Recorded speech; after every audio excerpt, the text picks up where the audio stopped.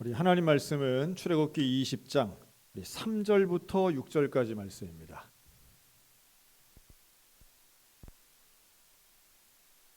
우리 출애굽기 20장 3절부터 6절까지 말씀을 우리 다 같이 함께 읽겠습니다. 같이 읽습니다. 시작. 너는 나 외에는 다른 신들을 내게 두지 말라. 너를 위하여 새긴 우상을 만들지 말고 또 위로 하늘에 있는 것이나 아래로 땅에 있는 것이나 땅 아래 물속에 있는 것에 어떤 형상도 만들지 말며 그것들에게 절하지 말며 그것들을 섬기지 말라. 내 하나님 여호와는 질투하는 하나님인즉 나를 미워하는 자의 죄를 갚되 아버지로부터 아들에게로 3, 4대까지 이르게 하거니와 나를 사랑하고 내 계명을 지키는 자에게는 1000대까지 은혜를 베푸느니라. 아멘. 감사합니다. 자, 우리 지난 주에는 우리 십계명의 이제 서론을 우리가 함께 살펴봤고요. 이제 오늘부터는 십계명의 이제 계명들을 하나씩 볼 텐데요. 그럼 우리 십계명 다 외우십니까? 뭐 대충 뭐가 있는지는 대충은 아는데 이제 순서대로 하라 그러면 사실 좀 쉽지 않아요. 왜냐하면 십계명이 생각보다 그 내용이 길기 때문입니다. 그러니까 우리가 생각하는 것처럼 그렇게 몇 글자로 딱 요약되지 않기 때문인데요. 특별히 2계명, 4계명이 이제 그런 데 해당이 되겠죠. 그리고 이제 1계명과 2계명을 우리가 한번 보면 1계명은 뭐죠? 나 외에 다른 신들을 섬기지 말라. 2계명은 뭐예요? 너를 위해 우상을 만들지 말라. 이 두 개가 무슨 차이가 있습니까? 두 개는 같은 내용일까요? 아니면 좀 다른 내용일까요? 근데 이게 이제 오늘 1계명과 2계명의 차이점이 사실 오늘의 주제가 되겠고요. 왜 1계명을 같은 내용 같은데 다른 신들을 두지 않는 것이나 우상을 만들지 않는 것이나 그게 그거 아니야? 라고 생각하지만 명확한 이제 그 주안점이 있습니다. 먼저 지난 시간에 본 것처럼 이 율법은 뭔가? 우리가 이제 율법과 계명의 차이에서 율법은 이제 가르침이다, 이제 토라다 우리가 이렇게 봤죠. 반면 이제 계명은 그 율법을 집대성해서 이제 10가지로 정리한 것이다. 그러니 우리가 이제 계명을 그래서 신약으로 넘어가면 예수님은 계명을 이제 2개 말씀하시잖아요. 하나님 사랑하고 이웃을 사랑하는 것. 이걸 이제 한 단어로 하면 이제 사랑인데 결국 이제 계명은 사랑이 근본이고 그 사랑을 하는 것이 하나님을 어떻게 하면 잘 사랑할 것인가 이 고민에서부터 율법이 나오고요. 하나님 말씀을 잘 지키는 것도 결국 하나님 사랑하니까 가능한 거죠. 자, 한번 따라할까요? 너는 나 외에 다른 신들을 내게 두지 말라. 네, 그렇죠. 이렇게 해주세요. 여러분 보기에는 어떠실지 몰라도 PPT 이걸 이제 파워포인트라고 그러죠. 여러분 이 폰트를 제가 직접 구입을 해서 만드는 겁니다. 하여튼 이 폰트는 요즘 예능 프로그램에 많이 나오는 유행하는 폰트입니다. 네, 수업 시간이란 폰트예요. 근데 이 1계명 너는 나 외에 다른 신들을 내게 두지 말라.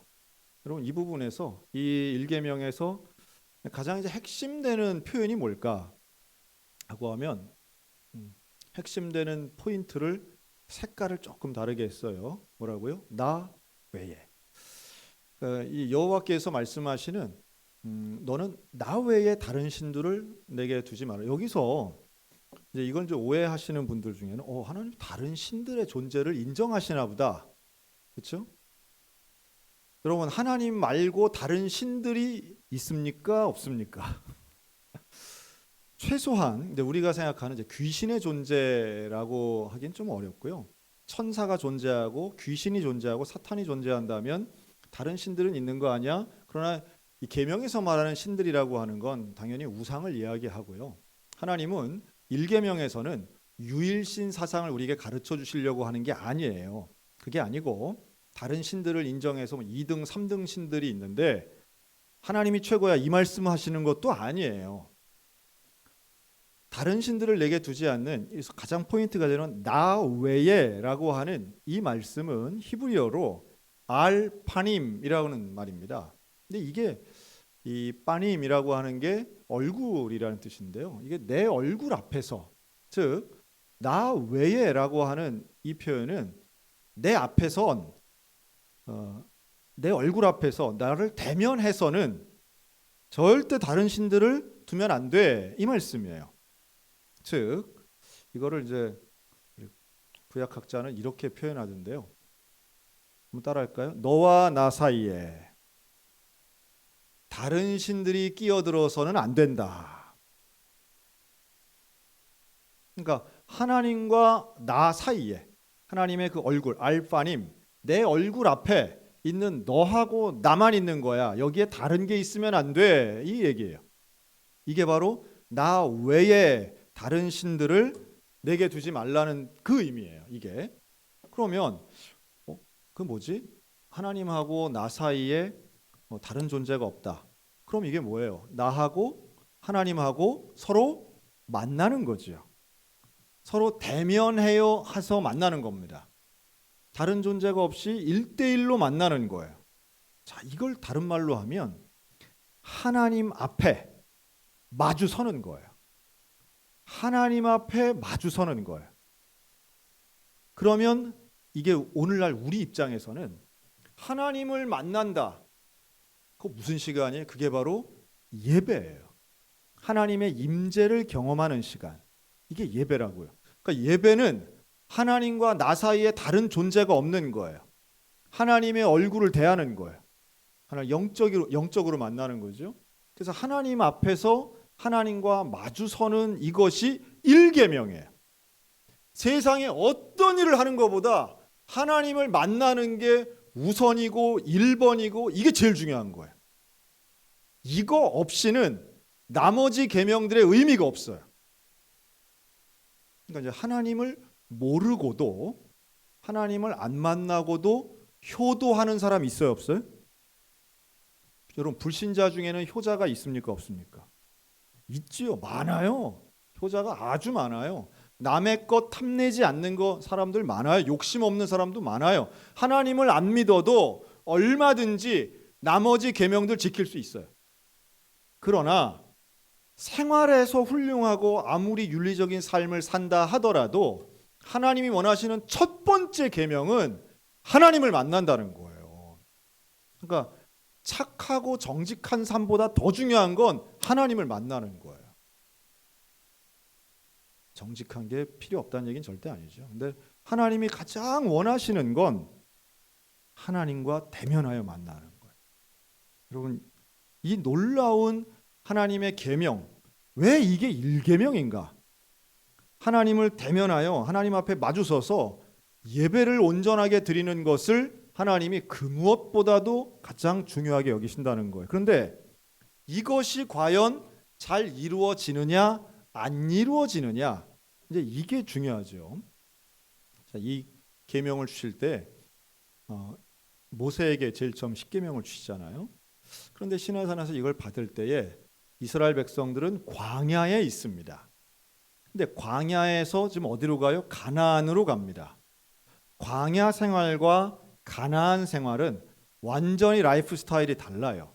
어떻게 다르냐?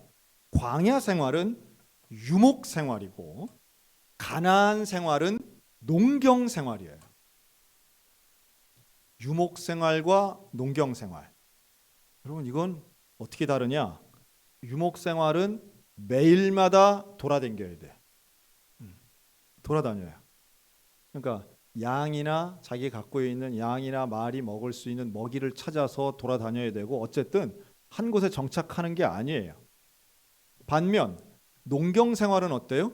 한 곳에 정착하는 거예요. 그래서 농경 생활은 이 필요한 것들이 많아요.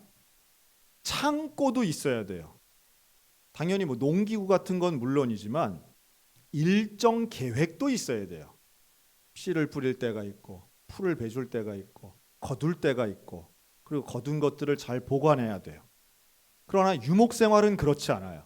유목 생활은 그렇게 계획적인 생활이 아니에요. 상황이 달라지면 상황에 맞춰서 언제든지 이동할 준비가 되어 있는 게 유목 생활이에요. 그러다 보니 이 광야와 가나안에서는 어떤 차이가 있냐 하면, 이스라엘 백성들은 일종의 유목 생활을 하는 가운데에서 하나님을 섬기는 거죠.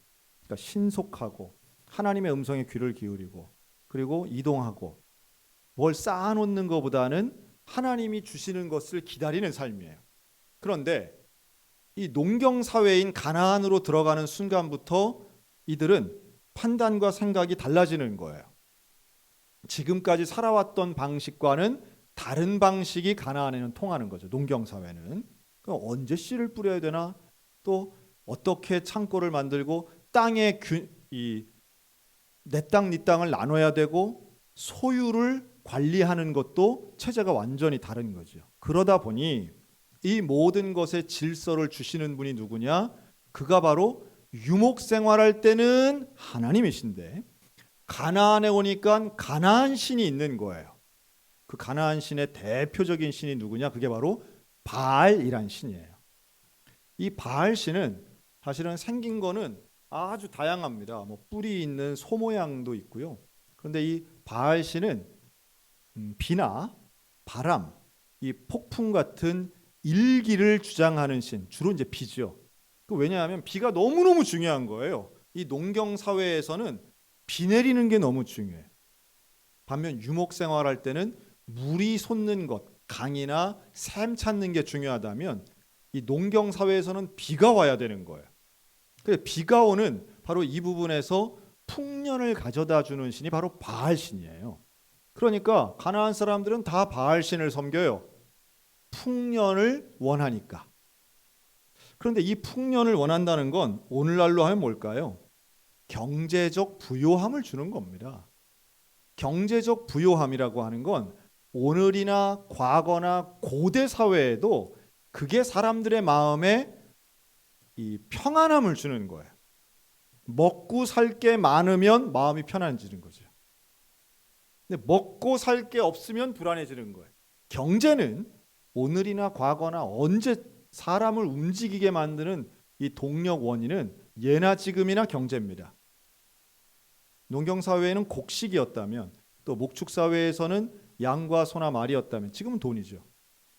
그리고 과거에는 이게 화폐였다면 지금은 숫자로 화된 이런 경제가 사람들을 움직이는 거예요. 자, 이것을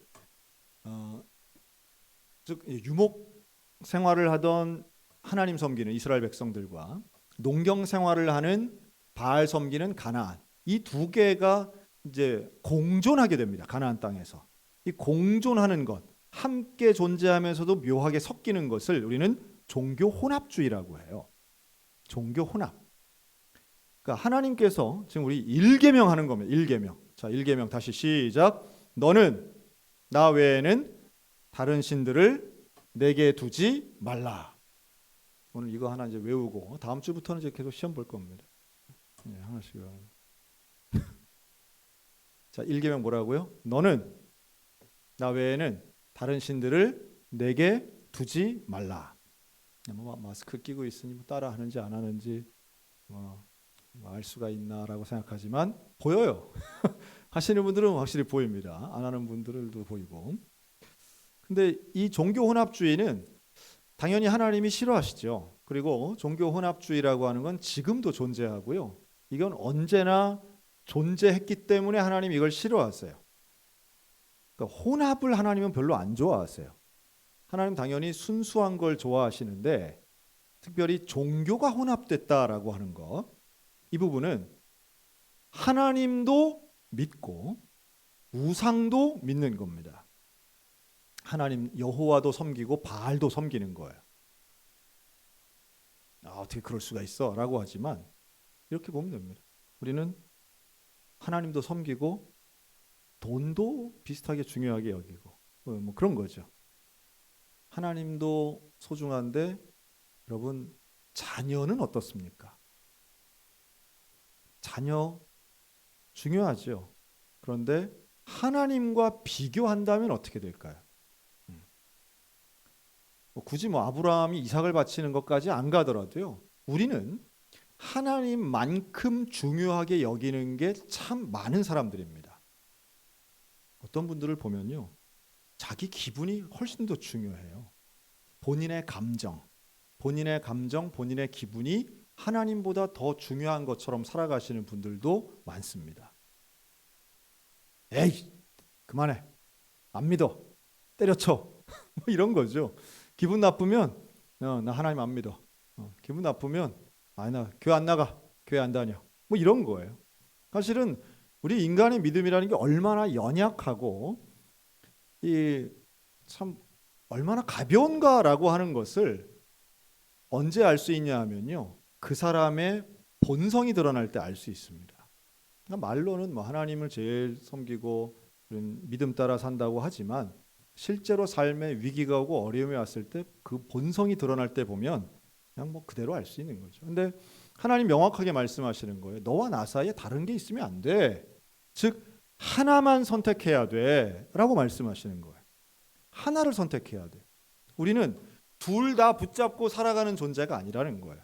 그런데 당연히 하나만은 우상을 선택해야 돼요? 하나님 선택해야 돼요? 하나님 선택해야 되는 게 너무도 맞는 거죠. 근데 우리는 주중에는 세상을 붙잡고 주일에만 주님을 찾는 사람들, 뭐 어떤 교회 예배당 안에서는 하나님 우선주의, 세상에 나가서는 가정에서는 직장에서는 뭐 다른 게 우선이고, 그러니까 수시로 다른 게 바뀌면서 주인이 맨날 바뀌는 것처럼 살아가는 인생, 이게 바로 종교 혼합주의라는 겁니다. 열왕기상 18장에 보면 이제 엘리야 선지자가 백성들에게 이렇게 말하죠. 이 갈멜산 꼭대기에서 한 말씀인데요. 엘리야가 모든 백성에게 가까이 나아가 이르되 너희가 어느 때까지 둘 사이에서 머뭇하려느냐. 머뭇하려느냐. 둘 사이는 누구 사이예요? 하나님과 우상 사이예요. 언제까지 이렇게 머뭇거리느냐. 여호와가 만일 하나님이면 그를 따르고 바알이 만일 하나님이면 그를 따를지니라. 백성이 말 한마디도 대답하지 아니하는지라.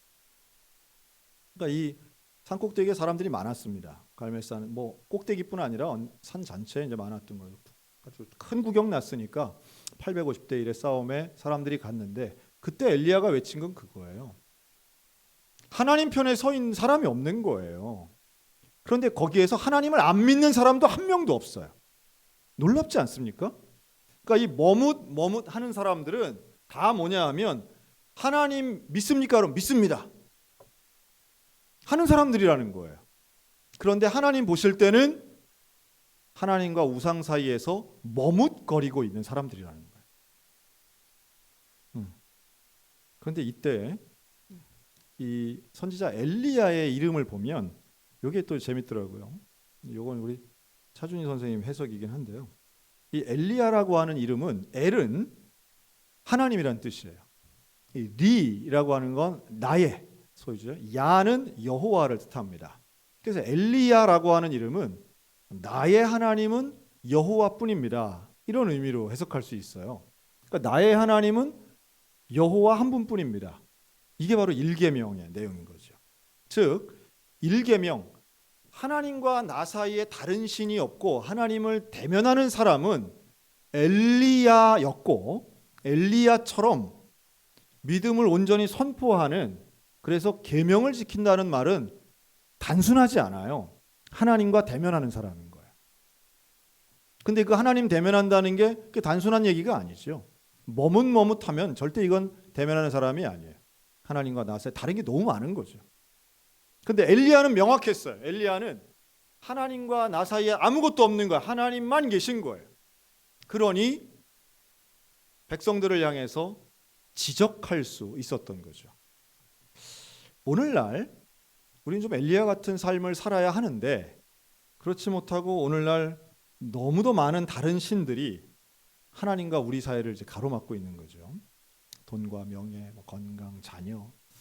여러분 어제도 보니까 광주광역시 서구에 있는 아파트 건물이 공사 짓다가 무너졌어요. 이게 원래 39층짜리 건물인데요. 23층에 34층 그 외벽이 이렇게 무너졌더라고요. 아이파크 아파트. 이게 상당히 39층짜리 같으면 상당히 높은 건물이고 분명히 이 아파트 분양가가 비쌌을 거라고 예상을 볼 수 있습니다. 우리 춘천에도 상당히 많죠. 30층 넘는 것들이 이제 많이 생겼는데, 그런데 이 너무도 힘없이 이제 무너져 내린 거예요. 그 왜 이게 무너졌냐 보니까 뭐 이제 정확한 원인이야 더 조사하면 나오겠지만 지금 나오는 건 이게 콘크리트로 된 건물이잖아요. 그러면 한 층 한 층 쌓아 올리는 가운데에 이게 콘크리트가 굳어야 될 거 아니에요. 이걸 양생이라고 하는데 이 굳은 다음에 그 다음 층을 올려야 되는데 그게 아니라 5일 만에 1층씩 막 지어 올라갔다는 거예요. 즉 우리가 이제 세멘 공구리 시멘트가 굳기 전에 그 다음 층을 올리고 그 다음 층을 올리는데 이것조차도 거푸집을 잘못 만든 거죠.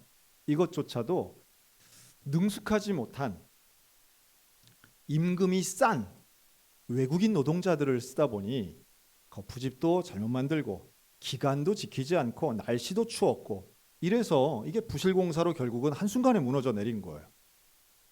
이런 일들이 비일비재합니다.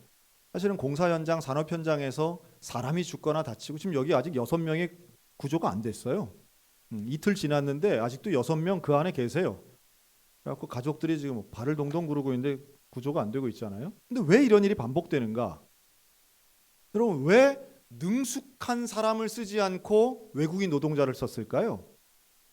1번 사람이 없어서, 2번 비용을 아끼려고. 뭐예요? 그냥 비용이에요. 뭐든지 우리 자본주의 사회에서 결국 들어가 보면 모든 핵심은 돈이에요.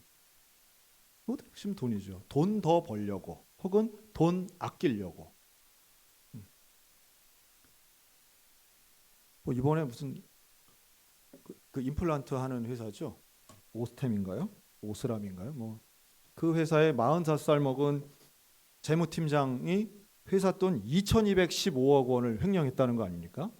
근데 횡령해가지고 뭐 다른 거 집도 사고 차도 사고 했는데 놀라운 건 이 친구가 금괴를 많이 샀더라고요. 금괴를 855개.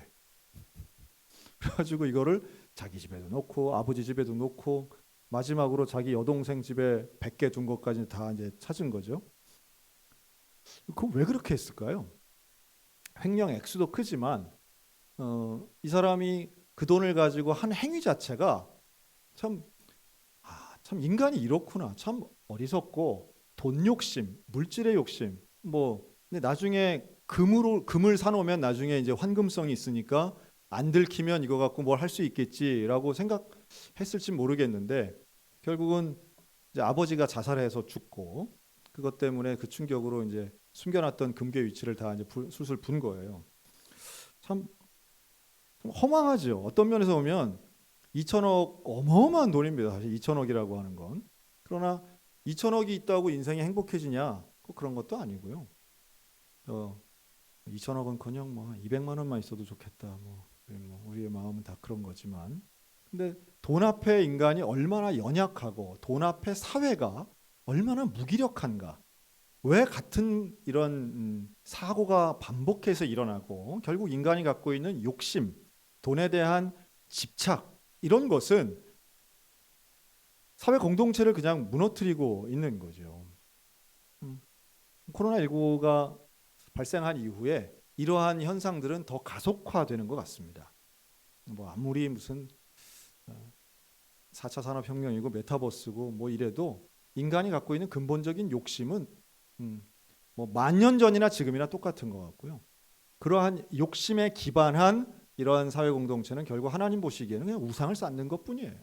아무리 과학이 발달하고 아무리 의학이 발달해도 결국 인간의 본성 자체가 그 악한 본성에서 떠나지 않으면, 하나님 앞에 서지 않고 일계명을 지키지 않는 사람이라면 결국 그는 우상을 섬기는, 그래서 똑같은 죄인의 자리에 있는 거죠. 우상 숭배에 대해 하나님은 이렇게도 말씀합니다. 로마서 1장 25절인데요. 우리 다 같이 함께 읽죠. 시작. 이는 그들이 하나님의 진리를 거짓 것으로 바꾸어 피조물을 조물주보다 더 경배하고 섬김이라. 주는 곧 영원히 찬송할 이시로다. 아멘까지입니다. 그러니까 우상 숭배는 피조물을 조물주보다 더 경배하고 섬기는 거예요. 세상을 창조하신 게 하나님이신데 하나님보다도 이 만들어진 것, 인간이 만들건 하나님이 만들었건 그것을 더 중요하게 여기고 섬기는 이 어리석음의 우상 숭배는 그때나 지금이나 구약 때나 신약 때나 지금이나 똑같이 반복되어 있는 거죠. 자, 여기에서 이제 우리가 혼합주의적 신앙과 바로 이런 우상 숭배가 결합되어 있는 신앙의 모습을 하나 이제 지적해야 되는데요. 여러분, 우리가 하나님을 섬기는 것, 하나님 섬기고 신앙생활하는 이유가 무엇일까라는 거예요. 이 일계명하고 연결성도 있는데요. 여러분, 하나님을 복받으려고 믿는다면 일계명을 지키기가 어려워집니다. 우리가 하나님을 믿는 것이 다른 조건 때문에 믿는다라고 하면 일계명의 이 본질이 흐려지는 거예요. 우리는 뭘 받으려고 혹은 뭘 받아서 믿는 게 아니라 하나님이 계시기 때문에 우리를 창조하신 그 하나님의 만나는 그 대면을 하나님 원하시기 때문에 일계명을 지키는 자는 조건을 뛰어넘는 신앙의 사람이 되는 겁니다. 자, 요걸 이제 알려주는 사탄의 목소리가 하나 있는데요. 욥기서 1장에 보면 사탄이 하나님 앞에 이런 말을 합니다. 욥이 어찌 까닭 없이 하나님을 경외하리이까? 즉 욥은 늘 하나님을 경외하는 사람인데 다 이유가 있다는 거예요. 욥이 하나님을 경외하는 이유가 뭐냐 하면 주께서 그와 그의 집과 그의 모든 소유물을 울타리로 두르심 때문이 아니니까. 주께서 그의 손으로 하는 바를 복되게 하사 그의 소유물이 땅에 넘치게 하셨음이니라. 즉 하나님이 욥한테 부자를 만들어 주시고 소원을 들어주시고 다 풍족하게 해주셔서 저 욥이 하나님을 믿는 거지 어떻게 까닭 없이 이유 없이 하나님 믿겠습니까? 이 사탄이 하는 얘기예요. 사탄이 하는 얘기예요. 그러니까 우리가 혼합주의적 신앙은 다른 거 아니에요. 고난이 왔을 때도 하나님을 여전히 믿는가? 아니면 고난이 오면 나는 하나님 복 받으려고 믿는 거지, 난 잘 살려고 믿는 거지, 이렇게 어려움 당하려고 믿는 게 아니야. 애인 신앙인가라는 거예요. 명확하죠? 여러분, 사단은 우리의 신앙을 평가할 때 다른 거 가지고 평가하지 않아요. 돈 봅니다. 돈이냐 하나님이냐 이거 가지고 보는 거예요. 그렇다면 우리는 하나님과 나의 사이에 돈이 없도록, 다른 우상이 없도록, 다른 존재가 없도록, 내가 소중하게 여기는 어떤 가치도 없도록 일계명을 잘 지켜야 되는데 그 말을 하나님과 대면하여 서서 온전하게 예배드리는 것을 저는 오늘 4글자로 이렇게 말하고 싶은데요. 한번 따라할까요? 코람데오. 자, 코람데오를 한 번도 난 들어본 적이 없다. 여러분 계세요? 한 번도 난 들어본 적이 없다. 들어는 봤다. 코람데오. 들어봤잖아요. 안 들어본 거하고 들어본 거 말고는 뭐가 있어요? 자, 다시 둘 중에 하나잖아요. 자, 들어봤다. 안 들어봤다. 네. 난 손 들기 싫다. 이 코람데오는 우리 교회 찬양팀 이름이기도 합니다. 네. 코람데오는 데오는 하나님을 뜻해요. 코람은 그 앞에 서다. 그래서 코람데오는 하나님 앞에 서 있는 거예요. 그러니까 일계명이죠. 일계명 그대로예요. 하나님 앞에 서 있는 거예요. 하나님 앞에서 내가 다른 거 없이 매일마다 하나님 앞에 서서 살아가는 거예요. 이 신앙이 우리에게 있어야 됩니다. 할렐루야. 조건을 붙이는 게 아닌 거예요. 하나님이 내게 뭘 주시면, 기도를 응답해 주시면, 혹은 나에게 기적을 보여주시면이 아니에요. 우리는 매일매일 코람데오로 살아가는 사람들인 거예요. 그러면 조건 없이 하나님께서는 모든 것을 우리에게 책임져 주시겠다고 약속하시는 줄로 믿습니다. 이렇게 성경 구석 곳곳에 있는데요. 자, 우리가 이제 돈 얘기 오늘 몇 번 했는데, 그러면 하나님은 돈에 무관심하실까요? 아니면 돈의 주관자이실까요? 당연히 하나님은 물질의 주관자세요. 먹을 것이나 입을 것이나 혹은 우리의 소유나 은과 금이나 이런 것에 대해서 하나님 무관심하지 않으세요. 하나님 우리에게 모든 걸 주실 수 있는 분이에요. 호세아 2장 8절, 곡식과 포도주와 기름은 내가 그에게 준 것이요. 그들이 바알을 위해 쓴 은과 금도 내가 그에게 더하여 준 것이거늘 그가 알지 못하였도다. 그러니까 물질의 주관자 하나님이신데 하나님 그걸 우리에게 주세요. 하나님 인색한 분도 아니세요. 그런데 하나님 주신 그것 가지고 우리는 엉뚱한 데 쓸 경우가 너무 많다는 거예요. 그러니까 아까 2,200억 가지고 그렇게 기껏 하는 게 금덩어리 사가지고 거기다 숨겨놓고 벌벌 떨고 있는 얼마나 어리석은 일이에요. 그렇다면 1계명을 지키는 우리의 삶의 모습은 명확합니다. 하나님 앞에 코람데오의 모습으로 다른 것 없이 서야 하고, 그렇다면 필요한 것들은 하나님께 맡기는 거예요.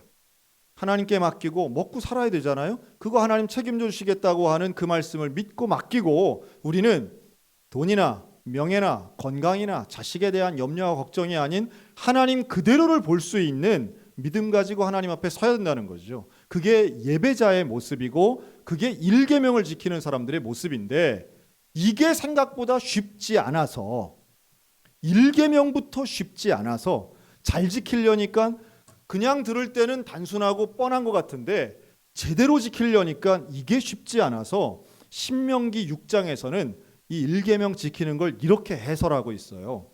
그럼 따라할까요? 이스라엘아 들으라. 우리 하나님 여호와는 오직 유일한 여호와이시니. 같이 읽어요. 시작. 너는 마음을 다하고 뜻을 다하고 힘을 다하여 내 하나님 여호와를 사랑하라. 아멘. 이게 신명기 기자의 해설이에요. 그러니까 하나님 앞에 단독적으로 다른 것 없이 서서 하나님을 대면하여 살아가는 삶이 어떻게 해야 되느냐? 마음과 뜻과 힘을 다해서 여호와를 사랑해야만 그게 가능하다는 거예요. 마음과 힘과 뜻을 다해야죠. 여러분, 하나님을 사랑하고 그것을 위해 집중하고 전념할 때에 제1계명, 나 외에 다른 신들이 없이 하나님과 나만의 단독적이면서도 온전한 관계, 이 놀라운 영적 예배가 성공될 줄로 믿습니다. 우리가 바라는 예배의 성공이에요. 그러니까 1계명은 결국 예배 성공에 대한 말씀이고, 그것이 코람데오고 하나님 앞에 온전히 서는 겁니다. 그냥 자동적으로 되지 않고 우상이나 유혹은 떨쳐버리고 마음과 뜻과 힘을 다하여 여호와를 사랑하는 우리의 일상이 될 때에 조건을 넘어서는 하나님을 만나게 될 것입니다.